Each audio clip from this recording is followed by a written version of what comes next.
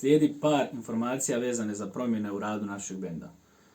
Pozdrav ljudi, ja sam Slaven, ovo je Gruba, mi smo iz benda Kontra Efekt, za oni koji prvi puta su na našem kanalu, mi smo bend koji apsolutno sve, znači od prvog slova na papir do konačne produkcije glazbe i video spotova iznosi na svojim leđima. Joj, kako si to sročio? Rekao i kazao, podijelio s ljudima, svaka čast.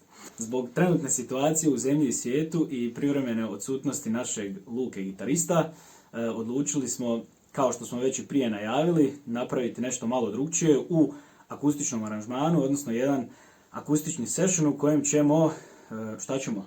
Razradili smo akustični aranžman za nekoliko naših starijih pjesama, te smo pripremili neke skroz nove autorske pjesme koje će prvo svjetlo dana ugledati u stvari u akustičnoj izvedbi.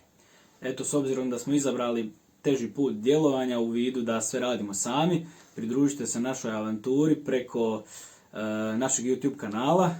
Ovim putem pozivam one tko nije da se pretplati na naš YouTube kanal.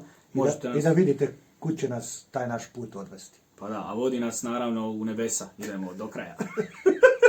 Poslušajte nas i na Spotify, u Deezeru, gdje ima još to? Na svim streaming servisima možete pronaći naš prvi album i naša zadnja 2 singla s kojim smo započeli nešto novo.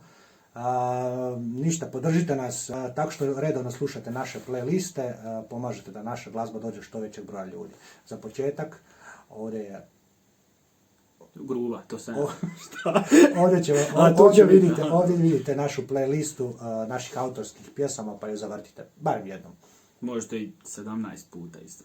Biće nam drago. Gruba, šta ti pričaš, tebe playlista preko glave? Aha, da. Ako ne vidite tko to priča, to sam ja. Da. Eto ga. Se, ljudi. Hvala lijepa, pozdrav svima.